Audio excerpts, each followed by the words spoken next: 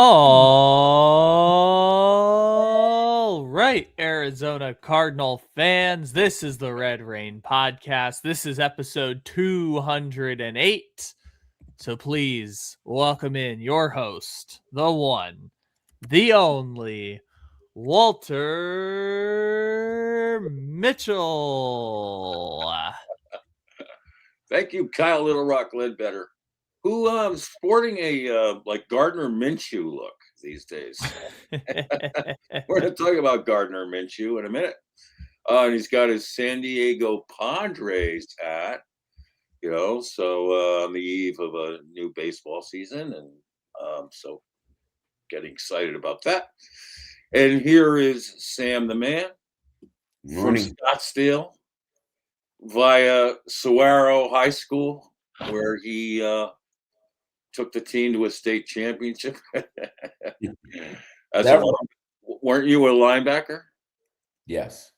Woo! You see, he's wearing the green dot here for us.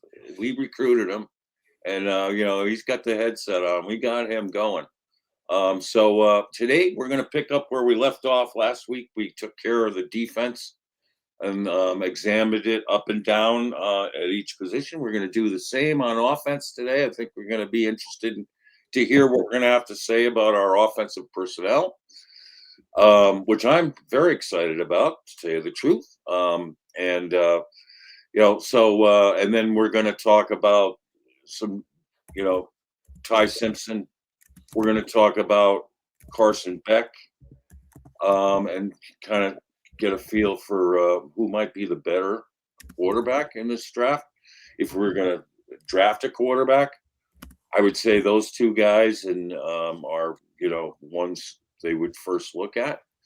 And then we're going to discuss how the Cardinals' two new assistant coaches, Matt Merritt and Zach Etheridge from the U, may be the most influential voices in the room come draft day.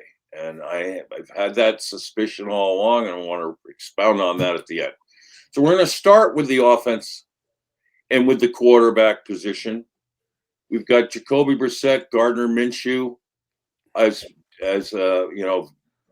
seasoned veteran backups in the past. But Jacoby Brissett has won over the locker room in Arizona, and with good reason. I mean, if you saw the quality of the throws he made, last year, boy, oh boy. I mean, he's a timing passer. He throws it off breaks. He'll hang in the pocket. He floats the pocket. He climbs the pocket. He'll take the hits. I made an interesting comparison between he and Kurt Warner. There were things about their games that are very similar. They both climb the pocket. They both float it. They'll both wait till the precise moment, till a receiver separates to make the throw and will take a hit doing it. They're both classic preparers during the week of pre-snap looks, of protections. I mean, this is what makes Matthew Stafford so special. But Kurt was always like that, and Jacoby is like that. He is very meticulous about wanting to get everything locked down pre-snap. Also, both Warner and, of course, Stafford and Jacoby spend all the extra time they can after practice, before practice, working extra reps with all of the wide receivers to get in lockstep, literally, about the timing of their passing game. So that's in terms of preparation, we're in good hands with Brissett. And in terms of a guy who can throw ropes all over the field, and he has put the romance back into the downfield passing game that we hadn't seen for quite some time. not since the first 7 games of 2021. So, there's a lot to build on there. And the other thing is that with Brissett, he averaged 280 yards passing a game. And people say, "Oh, well, it's garbage town and garbage time, and they're throwing so often. You could do." Wait a minute. Okay. First of all, I mean, understand the circumstances. Virtually every team knew the Cardinals had to pass because their running game was no longer what it was the first 2 years. Both your running back 1 and running back 2 were knocked out early in the season. So you're working with third and fourth, fifth string running backs. Half of your defensive line was decimated from the start. Guys missing games all over. Paris Johnson Jr. ended up missing 5 games. Evan Brown ended up missing 6 games. Will Hernandez ended up missing 7 games. Jonah Williams ended up missing 8 games, I believe it was. So you had all these makeshift lines. And you got to, everyone knows you're going to pass. It's not easy. If you think throwing for 280 yards a game just because you're throwing it a lot is a given, that's not true. And no quarterback in the NFL threw for more yards per game this past season than Jacoby Brissett. And if you want to discredit that, go ahead. But I think that's a pretty significant accomplishment. Plus, you had the 2,000-yard receivers for the first time since Kurt Warner. I mean, that in itself is a stunning accomplishment. And so that's why they're dialing it back with Brissett. He won the locker room. The players trust him. They laud his leadership. And if you watch how he got it done for 280 yards per game and at becoming a top 10 team in the NFL in third down conversions, our version of the third and give up offense was suddenly gone. I mean, there were so many positives to roll into this year. And then, so we'll talk about Brissett, and then I'll talk about Gardner Minshew in a second. So let's go with Sam. Sam, what is your gauge on Jacoby Brissett? Well, I think Jacoby's a perfect bridge quarterback for this team. He's earned the start. And what I really like about Jacoby is he replaced, I forgot his name. Some guy who, we had to deal with and stepped in, pocket passer, tough, prepared.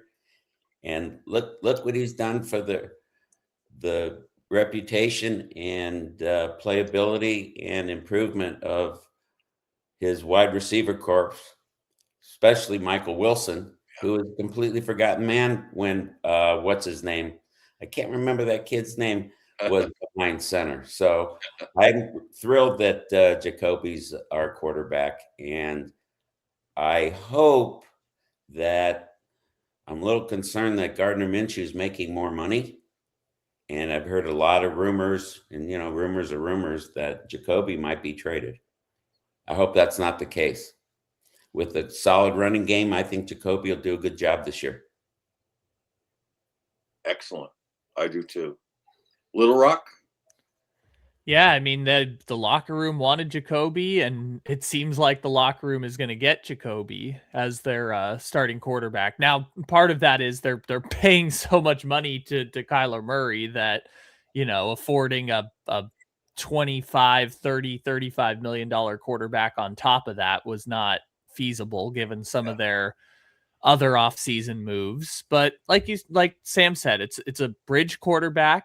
He'll have the opportunity to earn another contract at the end of the season, or if he does really well, maybe another team will offer him that contract that he hasn't gotten yet. And the Cardinals, maybe they have a long-term quarterback solution, or maybe Jacoby gets another bridge year. It'll be really interesting to see how this year goes, just in terms of how he's going to fit in with Michael Wilson, who's obviously going into a contract year, Marvin Harrison, who after next year is going to be eligible for that extension. These are big years for that receiving core, and so it'll be interesting to see how involved they are. Obviously, you've got McBride. I mean, Jacoby has got a lot to work with. I mean, granted, he had a lot to work with last year, but injuries kind of piled up and everything else. But they've got a lot of good things going for him. And this might be, I'm trying to think back to some of those Colts teams or the Browns team he quarterbacked for a year, but this might be the most talented offensive side of the ball that Jacoby's ever gotten a legitimate chance to play with. I mean, not, those Patriots teams where he was the third stringer, obviously were great, but where he's had a legitimate starting opportunity, I think of the group he's had, this might be the best offense he's ever played with. Yeah, well, and seeing as you are a Gardner Minshew doppelganger, yeah, baby. Especially growing the facial hair there. Might need a little, mutton chops going. We'll get you going on that. What's your take on Gardner Minshew? When I saw, it's actually funny. Years ago, I made the joke after he left the Jaguars. It was the beginning of Gardner Minshew's career of playing for 7 teams in 9 years. Yeah. And he's getting real close to checking that box. I think he's been on 5 teams over the last however many years now since leaving Jacksonville. He's a high-end backup quarterback, and they're paying him, I think, $7 million next year, which is middle of the road backup quarterback money. Gardner Minshew's can be a serviceable quarterback, and the 1 year he started for the Raiders, it didn't go very good. I think when he first got signed, we pulled up his career averages, and a lot of the averages are being dragged down by that one season he was with the Raiders. Right. But and if you listen to film people, that year he filled in as backup of the Colts, they were like, yeah, if they had just had better quarterback play, maybe they would have made the playoffs. Right. But Gardner Minshew is a serviceable backup quarterback. I don't think he would be I mean, again, Jacoby's not a game-breaking quarterback by any stretch, but I imagine that it's not much of a quarterback competition going into training camp. I think Jacoby's pretty clearly going to get the number 1 reps. I think Gardner's pretty clearly going to get the number 2 reps. Any rookie they bring in is probably going to be the number 3 if they draft a rookie at all. Otherwise, it'll just be Keaton Slovis again as the kind of emergency third quarterback. That would be my guess. While Minshew, I think, is a very good quarterback, I think at this stage of his career, he's very clearly a backup quarterback. But, Minshew's probably coming in and saying, I want the chance to play. I want the chance to compete. And this gives him an opportunity to do so. Obviously, it's not like Jacoby is this game-breaking franchise quarterback who is, Josh Allen or Joe Burrow locked in as the number 1. But I think pretty clearly Minshew's the backup. Yeah, that's what you want too. You want, guys come in and want to play, and like Jacoby did last year, he had a plan. He didn't come here just to, settle on being a backup. He thought, if I get my chance, I'm really going to try to, take care of it. And he did. Sam, what do you think of Gardner Minshew? Well, I'm a big fan of his from his college days. He played for the great Mike Leach at Washington State, and that's a high-octane passing scheme. And he and Leach were tremendous to watch back in college. Gardner's fun to watch still in the NFL. He's a turnover machine, and as long as he's not the starter, I'm fine with him. I'm still scratching my head that he's making more money than Jacoby, but that's just the way it is. He's not yet, because the 7 figure is with incentives. Yeah. So he's making 5. Oh, is it? Oh, so they're making the same amount of money. Yeah. I mean, and Jacoby got, what was it, $8 million guaranteed last year. Yeah, so, he's got his bet. Jacoby has a better deal, but yeah. So, Go ahead, finish you. In college, Minshew led the nation in passing. Yes. And he finished, he was in the Heisman vote. I think he finished 5th. So I like him as a kid, but it's the bygone days in college. The one other thing I forgot to add too is the injury thing with him. Injuries ended his season in Kansas City, ended his season with the Raiders, ended one of his seasons. I think his last season with the Jaguars ended an injury too. So that's part of the conversation with Minshew, is that when he has played significant time, he's a little bit more undersized and he's had a couple of bad injuries. Well, Monty likes often injured players. He fits. Yeah, what's fascinating to me is both Jacoby and Gardner Minshew had their best success as Colts. Yeah. And as starting for the Colts. And in 2023, Minshew was 7-6 with the Colts and made the Pro Bowl.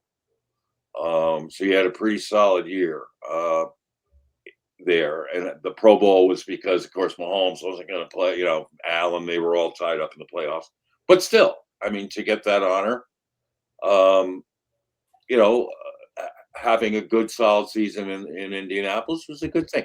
I've always liked this game. I love the way you talked about him in the Mike Leach system. I always wanted to see Cliff with Minshew. I thought, that could be an amazing match, chemistry. I just like the kid's feistiness. I like his machismo. Yep. He's a leave it all out on the field type player. Probably is why he gets hurt. He's gutsy, and he's he sticks his nose in the beehive. So I think as a backup, this makes a lot of sense. And particularly if something happens to Jacoby for a game or two or whatever, you got a guy who can keep the ball rolling. And but now this becomes an interesting scenario because there are rumors now that the Cardinals are interested in Ty Simpson. I'm not sure how legitimate that is, but one pundit just had the Cardinals trading back into the first round with the Bills and giving up their second and third round picks and a third round in 2027 to move up to get Ty Simpson at the back end of the first round.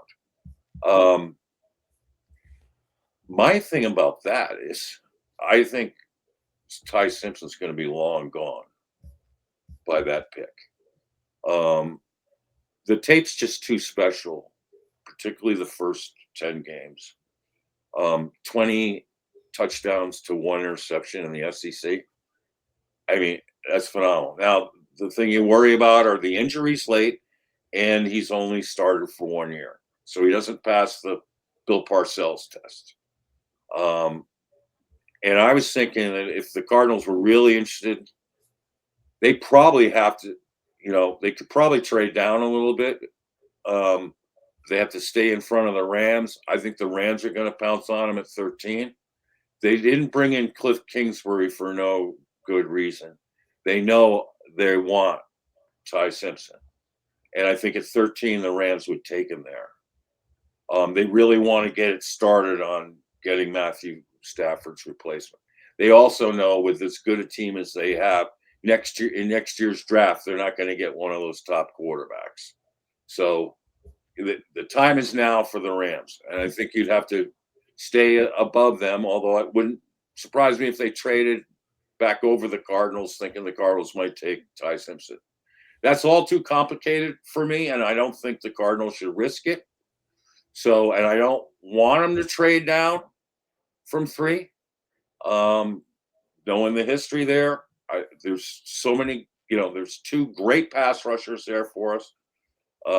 And, that we could tap into and start getting ahead of where we lost out back in 2023. The other thing that strikes me is that I keep going back and forth between Ty Simpson, who I think has special tape, but I have concerns about the injuries. I have concerns about his lack of experience. versus Carson Beck. And I mean, Carson Beck, you know what his record in college was? Take a guess. I think it was something like 36-6 or 37-6. Something Correct. Like that. See, look at our guy. Look at Little Rock. See, that's why he's the Little Rock. He's he had it down. It's 37-6. Yeah. Dude is a winner. At times it looks a little ugly with the interceptions. No, I mean, for granted. But look at these careers. Now he passes the Bill Parcells test galore. He was a part of 3 national championship game teams over the last 4 years. I mean, that says something too. But a career 69.5% completion rating. I was like amazed to see that because I didn't think it was that good. That's good. 11,725 yards, 88 TDs to 32 interceptions, and a passer rating of 156.6. He's 6'4" and 3/4, basically 6'5", 233 pounds. He's tough.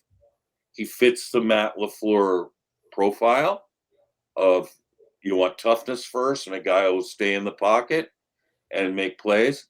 I thought his semifinal game versus Mississippi was outstanding. I mean, I don't know if you recall how he brought the team from behind to win at the end, and he ended up scoring the touchdown himself. But on key 3rd and longs, he was dialing. And I thought right then and there, this was Carson Beck at his best under the greatest pressure imaginable right then. It also occurred to me that, this is a guy who came off elbow surgery when he got to Miami. He had to rehab that. In the interim, he couldn't throw a football. In the interim, he got on board with all the players. They loved him there. They thought his leadership was amazing.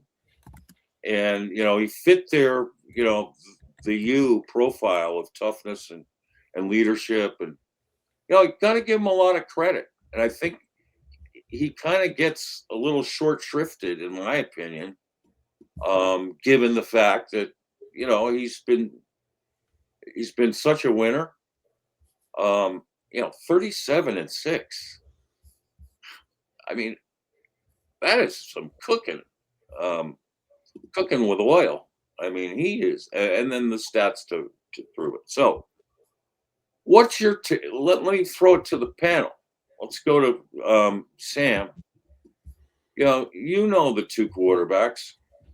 Who, in your mind, is a safer pick and better pick? Safer pick, given that we'd have to trade down and trade our number 3 pick to get Simpson. Simpson has virtually no tape. And I'm a firm believer, unless your college quarterback has 30 starts under his belt, you don't have enough tape to effectively vet him. We've seen it too many times, and teams are learning that these one-and-done kids like, I won't mention his name. I already forgot it. You can't evaluate them, and they're too young, and it's too soon. You look at what Denver did, bringing in a highly used, with a lot of experience quarterback in Bo Nix. Right. They were able to evaluate his strengths, his weaknesses, and his growth, given his talent, compared to the other quarterbacks that were drafted, like a J.J. McCarthy, who didn't have the tape. His growth and improvement is beyond excellent. I don't want to see the Cardinals draft a quarterback this year. Okay. I think the most important thing this team has to get right, not for next year, not for this year, but for the next 10 years, they have to get the next quarterback right. If they screw that up, we're going to be right where we are right now. Okay. 5 years down the road. I don't want to even. And frankly, without a lot of without a lot of tape for either kid. I mean, I know Beck's got 27 starts. I guess to answer your question, I would much rather take Beck because you can get him in the 4th round. But the quarterback class in 27 is just too damn good. And when you compare that class to this year's class, next year's class is worth waiting for. And that's the kid. That's the kid who, if we keep building this team and bringing some foundational pieces around him, can change the narrative with the Cardinals. Well, the one thing I'll just offer as a rebuttal for taking a quarterback this year is because Brissett and Minshew are on, last year of deals, and you have an opportunity to sort of groom a quarterback to be at least the quarterback 2, and start that, that emotion this year and get someone, who could possibly turn out to be a gold mine. Might be worth the risk, but I agree that it has to be a certain spot in the draft where it makes sense or best sense. And so, and the other, there are a couple other guys like Drew Aller and the kid Peyton from North Dakota State that I think the Cardinals have been looking at very closely. So, who are day 3 picks. If it's the right time and the right player, it might be good. But let's go to the running backs. Let's go to Little Rock. What's your take on Connor coming back, Tyler Algier, and Bam Knight? Do we still have Trey Benson, or is he? Yes. Oh yeah. Trey Benson. Excuse me. I know he's got the injury that's right. Probably going to keep him out all the way into training camp. Right. But it's a deep group. I was sad they didn't bring back Michael Carter. He was kind of a great story just in terms of getting picked up off the practice squad or getting waived by the Jets and then coming to Arizona and spending all the years there. But Algier's a very good running back. And they got him at middle of the road, back end starting running back money. Right. And obviously Connor's contract got renegotiated, so his number is way down. So they could certainly afford it. I've never seen Tyler Algier as a starting back who's carrying, the 50% or more of the snap count, but doesn't mean he can't do that potentially. And obviously Connor's going to come back and we'll see where Connor's at that point. Maybe Connor's still a lead back. Maybe he's not, and Algier ends up taking a larger percentage of the snaps. But I really like Tyler Algier. I saw that pickup. I thought that makes a lot of sense for the Cardinals and what they're trying to do. He's also very good blocking back too, I think. So that'll help a little bit. But I don't know how they're going to do the snap percentages right now. I don't know what, Trey Benson's future is in this running back rotation, how Algier affects that. But I would say they certainly have a lot of options in the running back room. And I think Algier, again, just because I haven't seen him as a lead back doesn't mean he's not capable of being a lead back. And they're certainly paying him to be on the field at least as much as he was with the Atlanta Falcons and the Bijan Robinson team. But I'm excited to see because he's a very good running back. So I think it was an excellent pickup. The James Conner of it all, and I guess even the Trey Benson of it all, just kind of leaves me with question marks about how much each of those guys are actually going to see the field. Right. I wouldn't surprise me if they move on from Trey Benson. Just something doesn't seem right there. I think it's great that James Conner comes back as a bell cow leader. We have him still on this side, and we have Budda Baker on the other side. That is comforting to me. They're culture setters and ballers. And whatever capacity and role that James Conner has, I think it'll be a reduced one. But I think for him at this time in his career, it's going to be a blessing. And he'll pick his spots. We're going to get back to physical smash mouth style of football. Yep. Running the football this year. Algier, I think, is a stud. and I think is automatically a running back too. And I love Bam Bam. I love him. He's so explosive. Sam, what's your take on this group? Oh, I love this. I love this room. I'm a huge Algier fan. He's tough, and he's durable. Yeah, He's never injured. He never fumbles, and right. he's from the James Conner school of one cut up the gap and go. And they're not big play guys. That's your Bam Knight guy, Yep. but running tough, seeking contact. Algier's going to be a fan favorite. He is. He's my favorite signing of the year. I'm thrilled he's here, and I think their running back room is solid. Yes. Let's pivot to the tight end, Sam. McBride, Higgins, Ryman. Well, I like that room too. I really do. I mean, how can you? I really like that room, and I think Higgins is going to continue to improve as a pass catcher. I think he's going to be used more, and Ryman's blocking is exactly what this team needs. Yep. Little Rock. Well, when you have the best tight end in the NFL, it certainly makes makes your room look a whole lot better. And I'm glad that that Higgy Bear's coming back. Again, Ryman's kind of that hybrid tight end fullback. I'm curious to see how much he gets used in this new offense that they're bringing in. But it's good to have him there, obviously, from I think he was a fourth round pick or a fifth round pick for him to still be as productive as he had been so far in his career. And again, obviously injuries missed the season, but for him to still be here after, being a late round pick, I feel like Ryman's a bit of a draft steal for them. And they don't have too many of those in the last few years, but Tip Ryman certainly feels like he's a nice steal for them. Yeah, except he's just not been good. Yeah. Hasn't held up physically, and he's just kind of a mistake-prone player so far. So, Terrible games last year. yeah, I'm ready to move off of him already after 2 years. But he's got the physical profile that you want, and so let's see if in this new system. And I know that Mike LaFleur, aka Sean McVay Jr., loves the 12 and 13 personnel that he helped convince McVay to employ more of last year. And that's going to have a ripple effect on this team, particularly in how they're going to play their offensive tackles. And I'm going to explain that when we get there. But in the interim,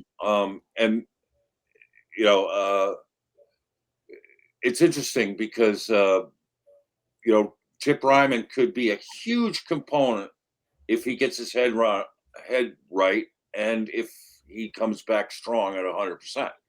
So hopefully that's the case. And if he shows signs of that, then we're good to go. I'm really excited about it. I'm thinking they might have to draft another tight end for depth because of the heavy usage that they're going to have. They brought in a tight end who worked with our new tight end coach. His name's Tegan Quitoriano. And this kid's a really good prospect. I was doing some digging on him. And I think he fits the sort of dual blocking receiving profile. So there's something to build on there too. Let's go to the wide receivers. Wilson, Weaver, Harrison, Bourne, Palmer, Duvernay, Smith, Marset. I'm just going to say, so happy for Michael Wilson. He gets his quarterback back and a chance in a contract year to prove himself. I'm not a fan of extending him yet because I'm not sure exactly what his market value is, whether he's a wide receiver 1 legit or whether he's a high-end wide receiver 2. I think that needs to be, sort of buttoned down this year so that we know for sure. We also have a transition tag if we're going to use it if he just goes off again. So I'm not worried about losing him. Weaver has the speed and everything. It's going to be hard for him to make this roster with the addition of Duvernay and Smith-Marsette, but he certainly would be on the practice squad, and he's got to be the Tutu Atwell component of the Cardinals for Mike LaFleur. Marvin Harrison is huge deal. It's year 3. There's speculation about, maybe he's not a wide receiver 1. He's going to have to prove the critics wrong. I think given the chemistry he had with Jacoby in the Dallas win on Monday Night Football was a real boon for both Harrison and Brissett. So I think there's some confidence there. I think Marvin feels good about Jacoby and, getting back to work. And of course, hopefully he's healthy and ready to go, and he'll be highly motivated. There's no doubt. My worry all along has been that after next year, he's going to want high-end wide receiver money on extension and may push his hand into holding out the way Kyler did. That's a real worry and concern for me because at this point, I don't even know what you would pay him. Do you guys? Especially after what Seattle did with Najigma yesterday. I have no idea what a wide receiver is worth in this league anymore. It's ridiculous.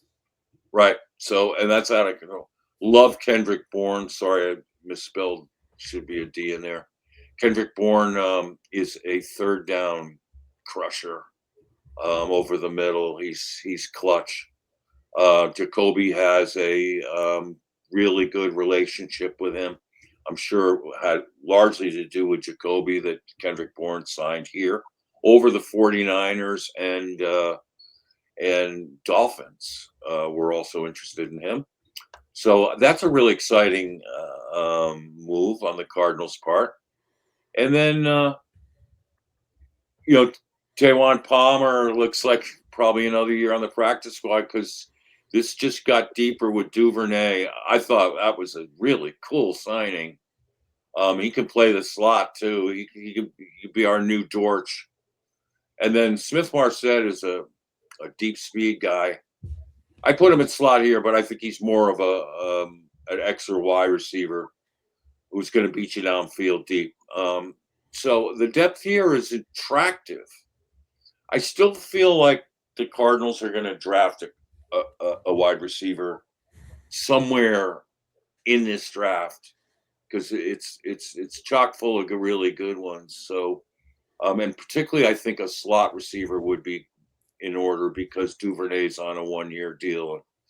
So we had to sort of get a guy who's going to fit the slot for the next 4 years. So, you guys, overall, what's your assessment of the group, Sam? I like this group a lot. I think when Monty puts his head on the pillow every night, his one biggest wish will be the improvement and emergence of Marvin Harrison Jr. as the number 1. And I think he's made that clear to the coaching staff because if Marvin Harrison Jr. isn't a number 1 by the end of the year, Monty's draft cred, not good, especially with the rest of his picks. So he's really going to be pushing for Marvin Harrison to step up. And that will impact Michael Wilson's bag. So it'll be interesting to see because Jacoby and Wilson have really good chemistry. Harrison and Jacoby, not so much. So it'll be interesting to see. Kendrick Bourne, I thought was a nice pickup. Thing with Kendrick Bourne is if he's not happy, the team's not happy. And he got himself out of a Patriot situation, which was a good situation for him, but he wasn't happy there. And he drops a lot of footballs. But my biggest problem with Kendrick Bourne is we lost Dortch as a result. But they more than made up for it with Duvernay. I love this kid. He's going to be exceptional on the kick return game. He can flip the field. He's exciting. He's a gadget player, very versatile. And most importantly, he can open up things for the running backs and tight ends without many touches because you have to count for him. So I thought that was a sneaky, smart signing, especially for the money and on a 1-year deal. I really like that. And I think that signing really puts that room in good stead, in my opinion. So my question to Little Rock, and it's a question I've had about Marvin Harrison Jr., is this obsession from fans of like there's a Cardinals game and then there's a how did Marvin do? And I can't stand that shit. It bugs the hell out of me because, I mean, there's so much pressure already on this kid from his father, let alone, and the legacy he's trying to live up to, that, you know, now with every game, the focus is on Marv. I think it, and it's just what I predicted, is why I didn't want to draft him. It would be too much of a distraction, and it takes away from what we do best on offense. That's why I wanted Brock Bowers instead. I mean, that would have been no distraction. And how do you cover Bowers and McBride in the same offense? I don't know how you do it. So, but nonetheless, this weekly obsession with Marvin and how I don't think it's healthy for the team. I don't think it's healthy for him. And if there was a really good offer, if someone offered a first-round pick for Marvin right now, I'd take it. I would take it for his sake and for our team's sake, just to get that elephant off our backs. I'm sorry to say that. Now, I love the kid, and I'm rooting like crazy for him. But I don't want to obsess over him. He's one player on the roster who's hopefully he's going to have a good year. And I don't think it matters so much who's wide receiver 1 or who's wide receiver 2. It just matters that we win and we play well. And whether Marvin catches 10 balls in a game or 2 and we win, I'll be fine with. Same with Wilson, same with any of these guys. So, Little Rock, what's your sense of this weekly just obsession of fans and pundits over Marvin Harrison Jr.? It's a good question because I feel like inherently it shouldn't matter, but I also know how this thing works. Like it does matter to people. I don't think they should move on yet. I think this is just kind of a make or break type of season for him, which obviously, again, it's make or break for Jacoby. It's a make or break for him. Michael Wilson's trying to get paid. So it's obviously an important year for everyone, but maybe the way to change it is instead of looking at him like a Justin Jefferson type player or hoping that he's going to have this breakout and be able to do these incredible things like DeAndre Hopkins used to do. Maybe we start looking at him more so like a Nico Collins type of guy. Someone who is an excellent X receiver, but also works within the flow of the offense of what they're trying to do. And Nico Collins, I think his contract, he only got like $25 million a year. So if he plays to that standard and he gets, 8 targets a game and puts up excellent numbers from the outside, he's 1,000-something yard receiver, then I feel like that will be helpful in the flow of what they're doing because they have plenty of receiving options. Now, I don't think they have a true slot yet, which Duvernay will play some of that, but I do think between Bourne and Harrison and Wilson, and then obviously McBride being the number one option in the offense, they should have enough to have a receiver by committee that actually looks pretty good. But I understand the frustration with, Marvin didn't get this or Marvin didn't get that each week, because right, when you're in an offense with Trey McBride, you're going to be the number 2 target no matter what. And if correct. Marvin plays like a Nico Collins, then I feel like they can have a hugely successful offense. But Nico Collins is not a top 5 receiver. He's maybe a top 10 receiver, but he kind of works within the flow of everything that the Texans are trying to do with Dalton Schultz and Hutchinson and everything else that they go on. So maybe that's just a different perspective, maybe to look at it with this season. Yeah. I think what what the Cardinals have done is they've gotten faster with Duvernay. I prefer Bourne over Zay Jones as the kind of wide receiver 3, 4 who comes in key moments. I love Bourne in the red zone. Always have. He's really slick on the back end of end zones, making catches for TDs.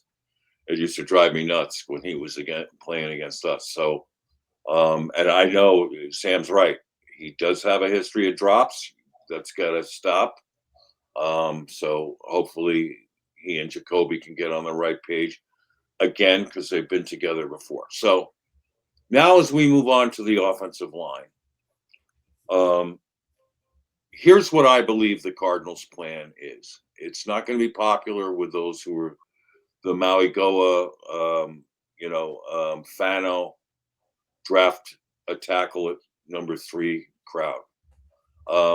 Because I think one of the things that Mike LaFleur learned when the Rams went more 12 and 13 personnel last year is how immediately it improved their tackles grades. Now, Alaric Jackson, who plays left tackle for them, he wasn't even drafted. Okay. And he had an 84.2 grade last year, up from 78 the year before. So just adding in, the added, 12 and 13, it's a real godsend for a tackle because when you're covered over, you have a much better chance to protect versus the pass because your edge is lined up wider. And you also have a great opportunity to dominate in the running game because you can down block or you can double team, or you can pull because you have the tight end there who can block down on your man and you can pull. So, but on the other side, so Rob Havenstein, the year after year stalwart at right tackle, goes down with an injury. They turn to Warren McClendon Jr., a 5th round pick. All right. And they cover him a lot in 12 and 13. And he grades a 78.7. Awesome. His previous highest grade, PFF grade from times that he played was 59.8. I think this is the plan with Elijah Wilkinson at right tackle and Josh Fryer, who I know they really like, is that they believe they're going to cover those guys up a lot. They're not going to expose them a lot on one-on-ones against the best pass rushers. They're going to give them help. And meanwhile, both Wilkinson and Fryer are run game maulers. So, and then out of the 12 personnel, they're made to order for it. Wilkinson had a solid year starting every game at right tackle for the Falcons. There's no doubt in my mind that Tyler Algier put in a word for Wilkinson, and it didn't take much because Monty's always liked him.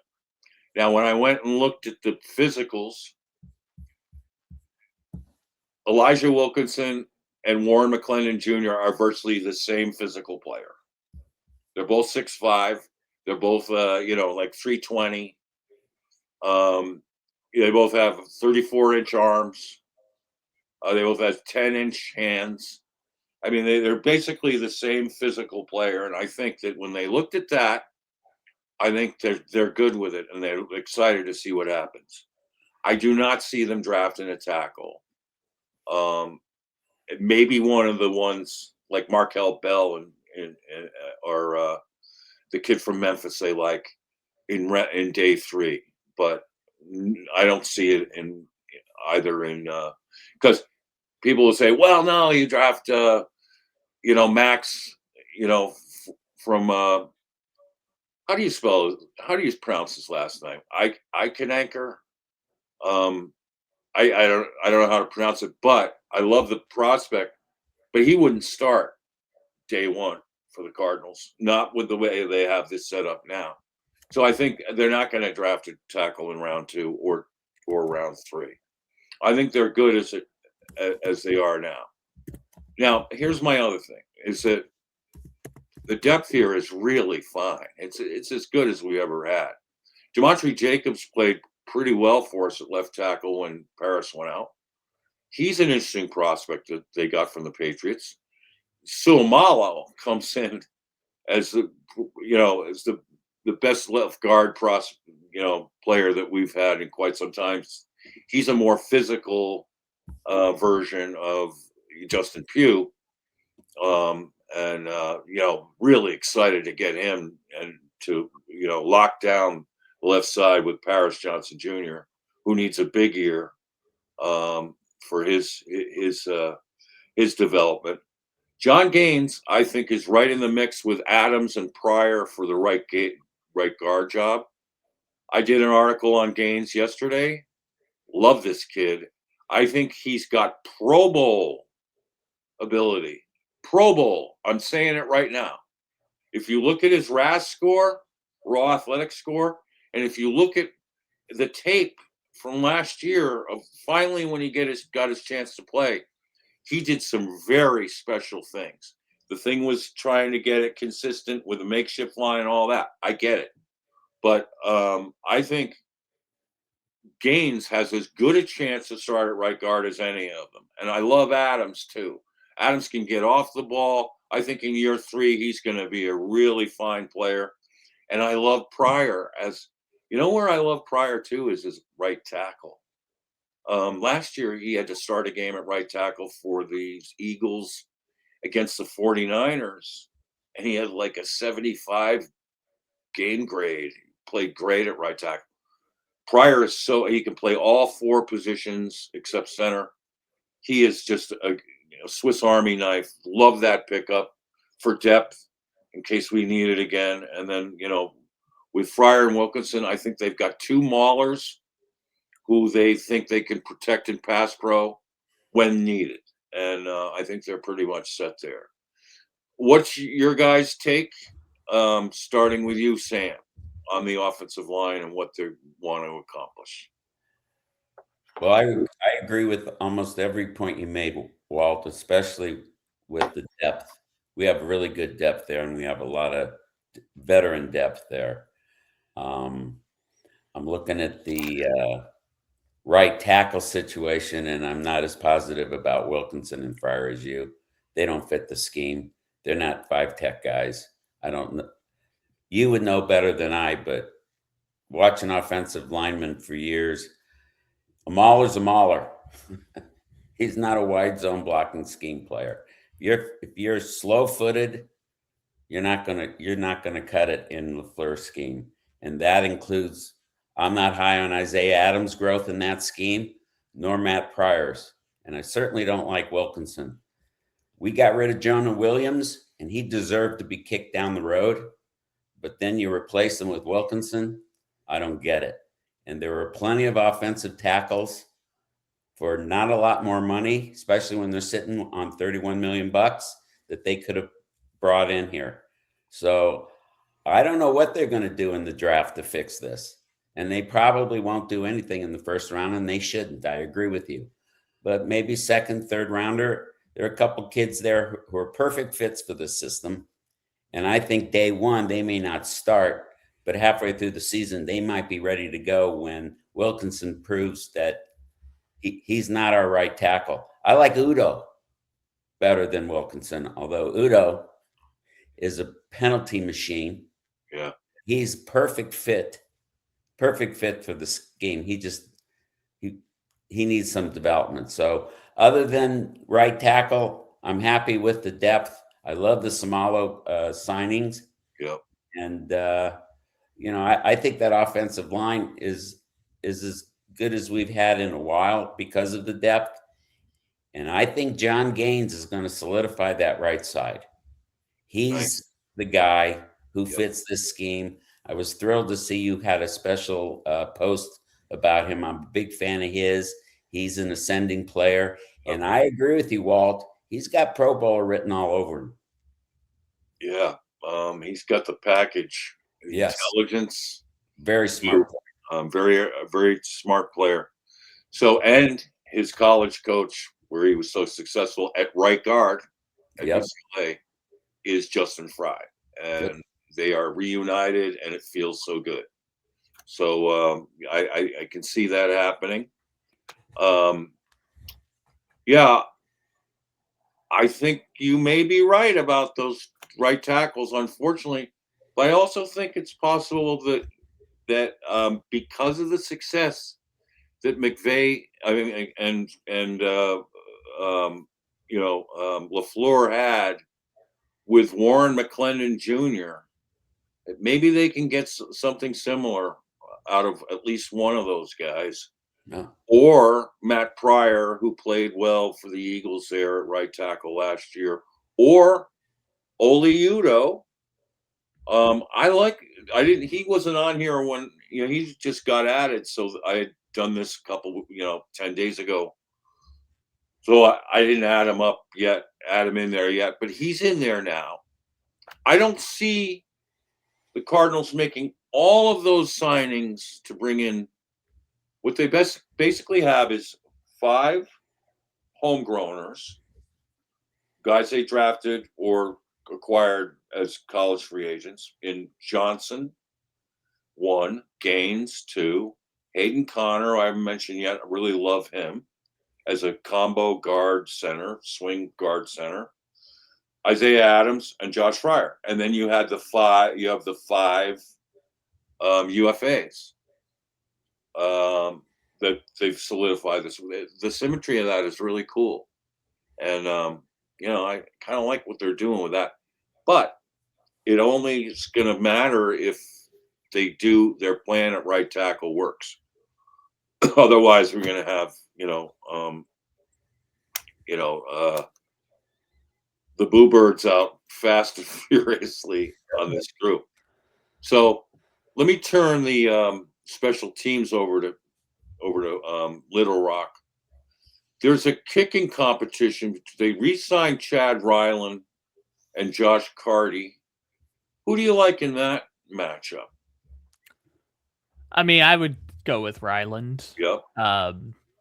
Good that you bring in multiple kickers, but I think Ryland did an amazing job last year. So, and kicking, we've talked about it before. It's so strange. Like Ryland was a 5th round pick by the Patriots and just didn't kick well, and then something clicks on the mental side, and all of a sudden you're an excellent kicker again. So it could come and go just as easily, but Ryland was excellent last year. So I would imagine Ryland's probably going to be the kicker going into next year, if I had to guess. Yeah, I would think so as well. He's got to get back to form. He wasn't as good as his first year here. So, yeah, that's an interesting call. I agree with you there. What do you think of Gilligan's Island? I mean, he's going to be fine. I'm trying to remember what his contract said. I know most of these are 1-year deals, but I was trying to look up Gilligan's contract. This is a 1 year, like 1.8 million. Okay, so it's a middle of the road punter number. So as long as he's a middle to above average punter, then you're getting good value at the position. Yeah. Also, I didn't realize Ryland, inside 40, he was great last year. I didn't realize he missed so many of the long kicks. Yeah. But Ryland will probably be the kicker next year, I would guess. Gilligan will probably be the punter, and looks like we've got a new long snapper too. Yeah, and he was the new coordinator's snapper in New York. Casey Kreider, he's an established vet. He takes over for Aaron Brewer. I think this is strong. And then you add Duvernay as the punt returner and Smith as the kickoff returner. Right. Smith Marset. That's it. All right. And maybe our special teams go back to being special. I love Gilligan.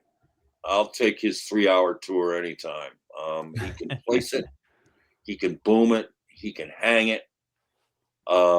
He's like a golfer who's got, can move it left to right and right to left, can make all the shots. He's that kind of good punter, and he's got a big leg as long as he's healthy. So really excited about that. So now let's take a look. I think that was really good to cover all of that on offense. So why trading back up into the first round for Ty Simpson is tricky. That was our next question. For me, it's, do we want to give up both of our day 2 picks and a third round pick, given if we're going to go by the proposed trade with the Bills? What do you think, Sam? For Ty Simpson, if he's there on the Bills pick, do you give up your second and third round picks and the 27th third to go up and get Ty Simpson? Hard no. No way. No way. I'm not a Ty Simpson fan, first of all. And I don't know how anybody could be with 15 starts. And his last 6 games, he was horrible. Against. Well, no, he played great in the semifinal. I mean, the playoff game. He had a good game, but his numbers against quality teams is not good. And like I said, almost every team in the league has finally realized that you got to play at least around 30 games to be able to evaluate a quarterback. Organically, I see us. Not saying the T word. I'm not suggesting the T word. There's no tanking in football. But this team organically is going to be in the mix for the top 3 or 4 quarterbacks in 27. And those 4 guys are better than all the guys in the draft this year, with the exception of Mendoza. So there's no reason to bring a kid in and get him lost like a Clayton Tune. I mean, you'll have 2 kids vying for a start next year if we get one of those top quarterbacks. I don't think the kid who look at Ty Simpson, if they trade up for him and that's the only way they're going to get him, or they trade down to get him and they give up their third, they're going to have a lot invested in him. And then next year they're going to have one of the top 3 or 4 quarterbacks on that team. You're just that kid who's going to get picked 1 or 2 or 3 or 4. He's the heir apparent. He's got more talent than Ty Simpson. Absolutely. Yeah. And doesn't need the grooming, doesn't need the time, doesn't need the reps that Ty Simpson. So a Ty Simpson or a Beck or any of those kids are just going to get lost here. So save your pick. Maybe use it on an offensive tackle in the second round, or bring in another edge player or another kid to play linebacker or cornerback, a man-to-man cornerback, and we know who that's going to be in the third round, hopefully. Yeah. But I don't want this team to waste the pick on a quarterback this year. I don't see where it makes sense for the future, long-term future. Kyle, while I address this a little further with Sam, can you get on X? One of our followers on X, Mando, responded to my Red Rain agenda post today about what we were going to do. And he wrote something in about Bain. I'm going to turn to you in a minute to post that up and have you read it if you don't mind. Because I said we'd answer any questions there that people would have. And he has a question about Bain. But, what's fascinating to me, though, and I agree, I'm a little leery about Simpson. There are times when I watch his tape, I'm in utter awe at the arm strength, at the floating ability in the pocket, and his feet. I really like his feet, and I love how well prepared he's been by his dad, and as a coach, he's a college coach, and so I see a lot of positives, and I can see why people are very much intrigued with it. Dan Orlovsky just said he's the best quarterback, most talented quarterback in the draft. Not that Dan Orlovsky is a proven pundit when it comes to evaluating quarterbacks. Right. Although he has made some good calls in recent years, but he's also made some flops. But the fact that Dan Orlovsky played in the NFL, he sees what the upside of Simpson. But the fascinating thing to me symbolically is that imagine the Cardinals doing what the Texans did in 2023 by getting their edge stud and getting their quarterback in the first round. And it just changed that program from night to day. And it's not like Stroud's been a world beater, but he's been a winner. I mean, they've won the division title all 3 years. They've had like 10-win seasons all 3 years. They've been to playoffs all 3 years. And, the edge rusher's been an absolute stud and bell cow.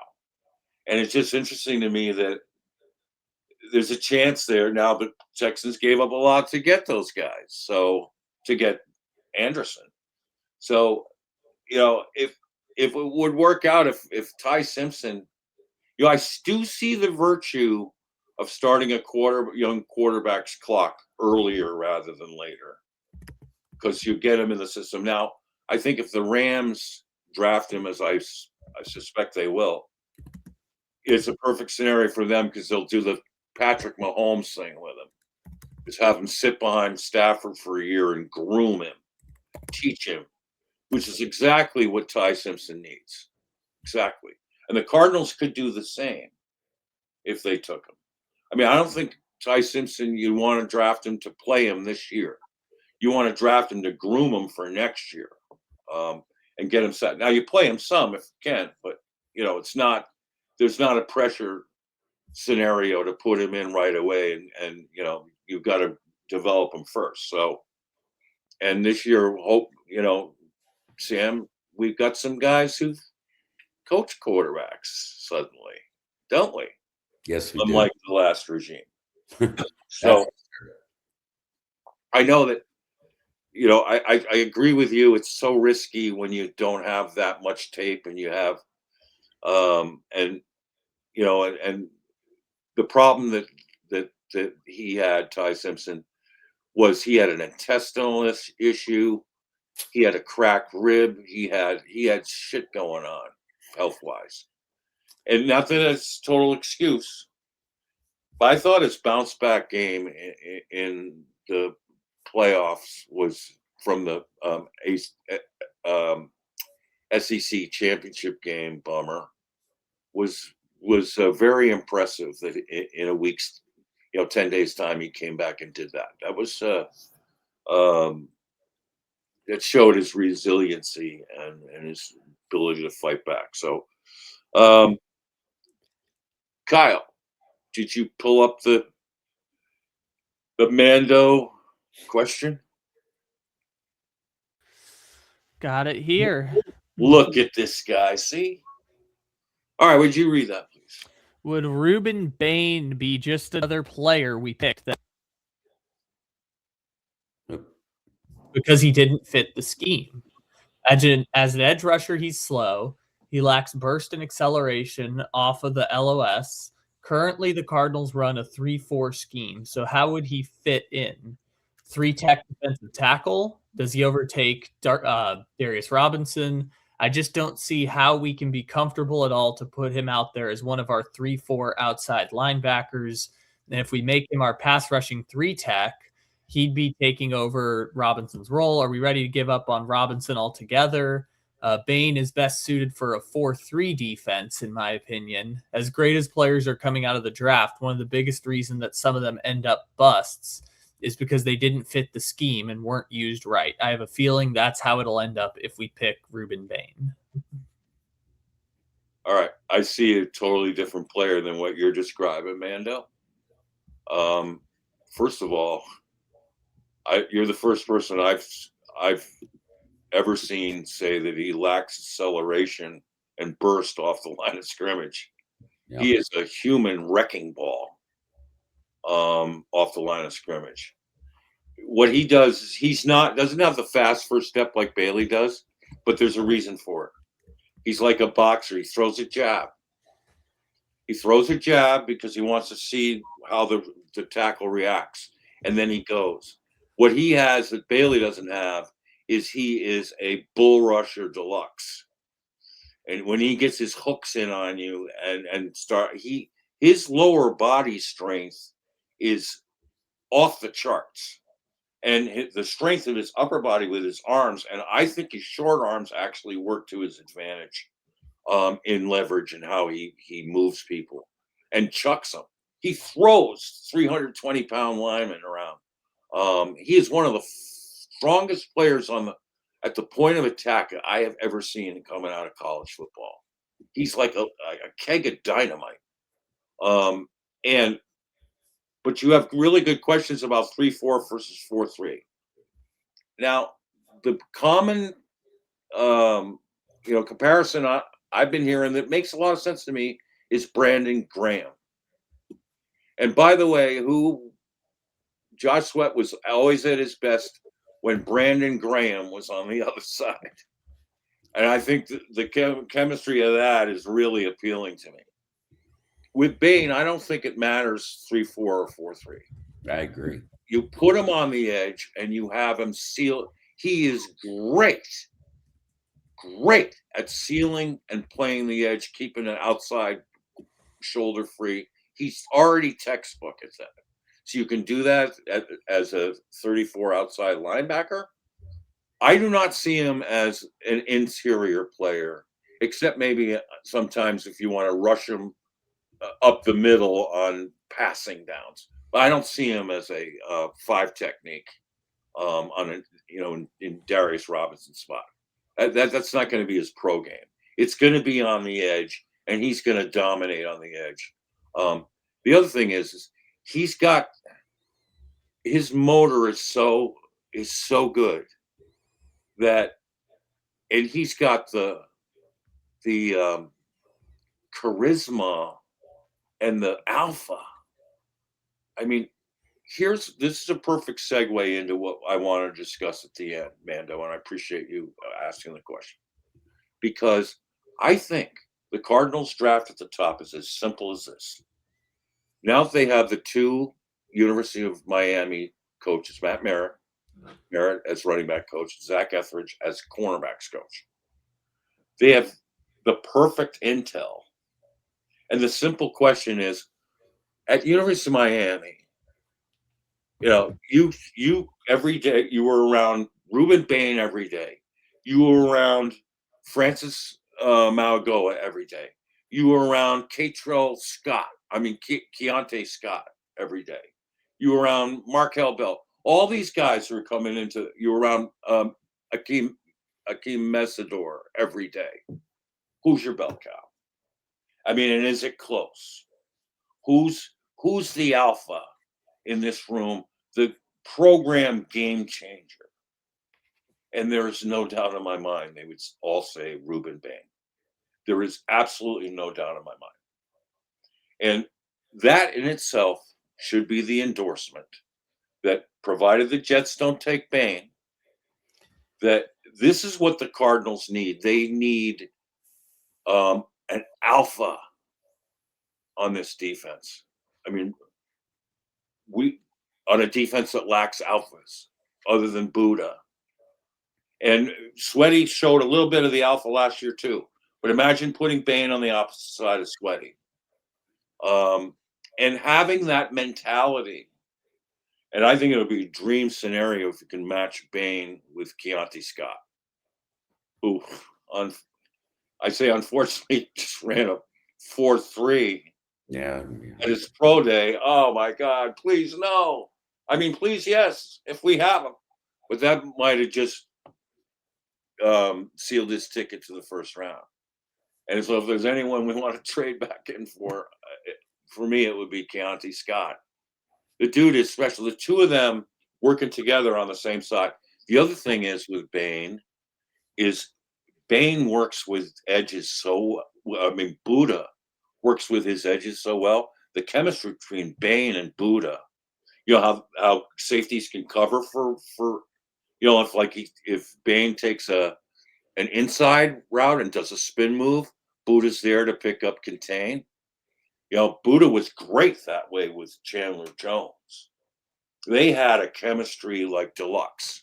And that was back when we were playing real good defense. You have to go back that far practically to remember how good we were, you know, getting after the quarterback, filling for each other, you know, tackling, all that. So I'm calling him Red Bain. And he's showering down on you into the Red Sea. I like it. Red Bain, baby. Red Bain. Yep. I mean, there's something more about an alpha that just affects everybody. Now, I think Bailey's got the physical gifts, and he's, you know, I'm not sure he's the program changing alpha that Bain is, and so I want to go with the guy that's a nonstop motor. If you looked at him popping the sleds at Miami on Monday, oh my God. They did a scientific thing on it. The torque and the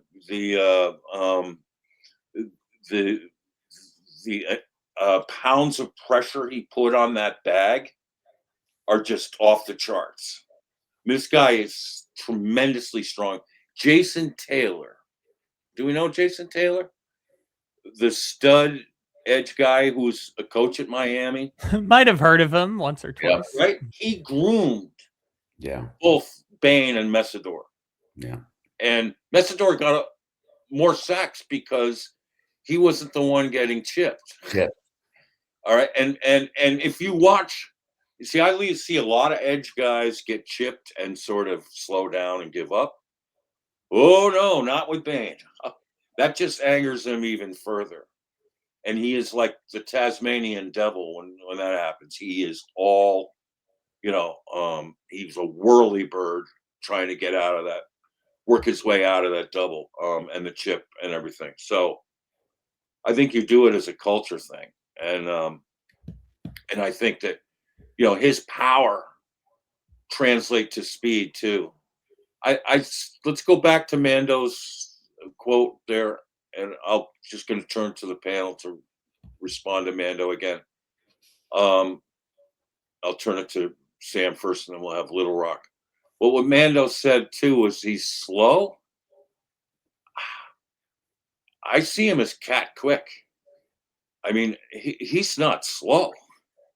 I mean, plus once he does his jab, and if he gets the edge off the edge, he bends and he's gone.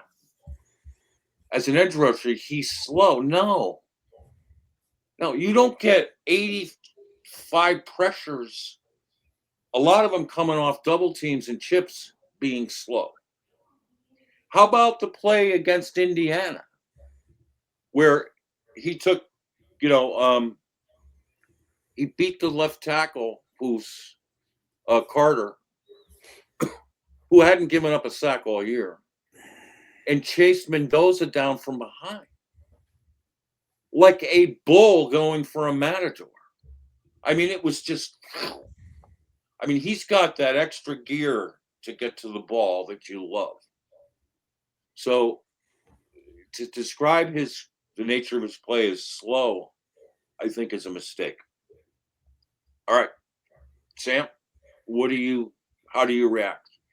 Well, I'm a huge Bain fan, and Mando is going against the grain. The first thing you read about Bain on all the experts' evaluation is he's got explosive first step and power off the edge. He's the catalyst we need for this line. He is elite in production, technique, motor. He's a plug-in first-day starter, whether it's 4-3 or 3-4 or any hybrid front. He's a contributor. He will have an immediate impact and a positive one, and especially on the culture. He's a badass. We need a badass on that line. That's right. And I would love to see them. I have only one concern on Bain, and that's the Jets are going to steal him. Yeah, I'm worried about that too. Yep. He's too damn good to pass up. Right. Apparently the Jets are enamored with Reese. Well, So, and as a physical prospect, but he needs a little Bain's more like, development. Reese needs a little more development than Bain. Bain's ready to go right now. yeah. And one more thing before I get Little Rock's take. Our defense quit last year. Oh. This guy's not a quitter, ever.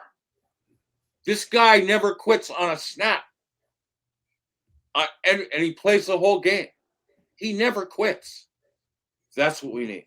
Yeah. We need ballers to come in here and change this whole culture on defense. And that's a guy, in my opinion, who would be deluxe in doing it.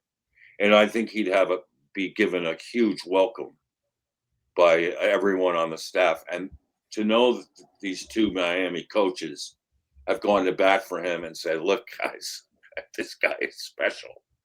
I mean, we don't get where we were without him. And I'm also curious to know what they think about Carson Beck.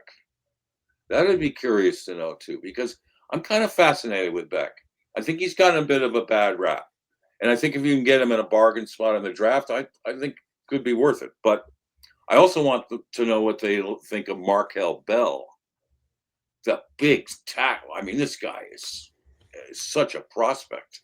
And I'd see him like being going in like the 4th round. Yes, sign me up for that. And then some of the other guys that they have. Kyle, your reaction to Mando? I mean, you guys laid out the points about why the tape doesn't match up the description, so I don't want to rehash that point again. You guys made good ones. My personal opinion is you can't go wrong with any of the three, being Reese, Bailey, and Bain. I think all three of them are going to be studs. They're all going to do things a little bit differently, but as long as you get one of the three, I don't think you can go wrong if you're the Cardinals. I think it is kind of just a flavor of the month type of thing. And Bailey's really, really good off the edge, quick bursts, all the stuff like that. He's a bit bigger and more physical. Bain is a little bit more of a finesse guy. Not saying Bain doesn't hit or anything. That's just his style. And I think you can't go wrong with any of them. Like you said, I don't think they would take Reese. I mean, I know most people think Reese is kind of the consensus number 2 prospect, but I think if we went through the defense last week, they have a definitive need at that edge rushing position, and it will be probably filled by either Bailey or Bain with the top pick. So I feel like however you go, you're gonna get a immediate impact player off the board at 3, as long as you get either Reese, Bailey, or Bain. It seems like your flavor is more Bain. I don't really know which way I would lean either way. I guess I would go Bain over Reese, but maybe Bailey over Bain. I guess, I don't know. I think you're going to, I don't do the in-depth draft scouting thing like I used to. I think you're just going to have a great player either way. And the Cardinals are looking for a ready-made edge rusher. Right. Yeah. The thing I love about Bain too is he defends his position in all aspects of edge play in textbook fashion. And, Bailey works hard, but he's not a very good run defender. And so I'd be concerned about that. And that could change over time. I did an article comparing Bailey to Brian Burns. I'd heard Nick Benito and stuff like that. I think he's coming in like Burns did. And I think Burns has developed tremendously. Burns wasn't a great run defender in college either. And Bailey's numbers are better than Burns coming in of pressures. And Bailey's a special rusher. Just rush him. It's what you need to do. And you're going to be fine with him. And so Kyle summarized it well. Bain is an all-out baller every play of every game. And he's special at it. And I think that his, aura and the bar that he sets, not only for himself, but his team, can elevate this whole defense. And that's what I'd be counting on. But I agree with you. I think that whoever the Cardinals pick there could be pretty special. I'll put it like this. I think all three of them are going to be Pro Bowlers one day. I feel pretty certain about that. Wow. Is there a scenario, though, where we have to prepare ourselves that the Cardinals are going to do what they did in 2023 and trade down and take a tackle? Well, you're only as good as your offers, It depends what another team is willing to trade, but it's all the indications sound like they're going to stick and pick at number 3. There's not a can't miss quarterback prospect that someone's trying to go up and get. So I would imagine they'll stick and pick. Yeah. I mean, we talked about it last week with the defense. Their roster is lining up in such a way that you plug in whoever this number 3 pick is and go. So it would be, I guess, pretty surprising, but maybe someone trades up with the Jets at number 2 and all of a sudden that changes the calculus a little bit. Who knows? Yeah. And maybe, we're stuck at 3 because nobody wants to trade with Monty anymore. And they don't want a tape coming out like Monty stole the draft again. Go ahead. Yeah, I don't know what that trade down would look like, but if they picked up Spencer Fano and somebody really strong for the edge in the first, I could live with that because Spencer Fano is long-term perfect fit for this right tackle job, just perfect. But we'd have to see the trade. Nobody's throwing in big numbers on these trades anymore. You're not going to pick up a 27 pick anymore. These guys are hanging on to their draft picks next year because the draft is so good. Yes. So the teams that are desperate to trade up, they're going to be looking for one of these quarterbacks next year. So I don't see Monty getting the haul for that. So, yeah. But if Spencer Fano was one of the names in that trade, depending on what else we got, I might be able to live with that, but I don't want to see them. Just make it clear, I don't want to see them trade that 3rd pick. It's also unique circumstances because, there's no quarterback. Or last year was Travis Hunter, I think the Jaguars traded up for, which is at the moment, it's well, Travis Hunter can play wide receiver and cornerback, so why wouldn't you trade multiple picks for Travis Hunter when he can do that? So it's unique circumstances dictate these trades at the top of the draft. Exactly. Yeah. So, and I did a little article on the offensive line and their capabilities. For those who are so worried that we still suck on the offensive line, which I think is crazy to think that, because if you're that bad, how do you end up with a top 10 passing grade and top 10 in 3rd down conversions? You're doing a lot of really good things. And that was with makeshift lines. I'm going to leave you with this. Best game grade for each of our offensive linemen last year. That was in my article this week. Some of you might have missed it. You can go back and watch it. But you can hear it now. Paris Johnson Jr., 78.2 versus Green Bay. We know, who they had in Green Bay on the edge. DeMontre Jacobs playing left tackle against Houston, 67.2 against Houston. We know who they have on the edge. Isaac Seumalo, 93.4 versus Buffalo last year. 93.4. Sign us up for that. John Gaines. This was the highest game grade for an offensive lineman all season long for the Cardinals. And he wasn't starting week 1. 81.9 against the Rams at home. Dejounte Froholt, 2nd highest game grade of any Cardinal. 79.5 at San Francisco. All right. Hayden Connor, who played a lot of snaps versus the Falcons, 74.3 at left guard against the Falcons. Isaiah Adams, 77.1 versus San Francisco at home.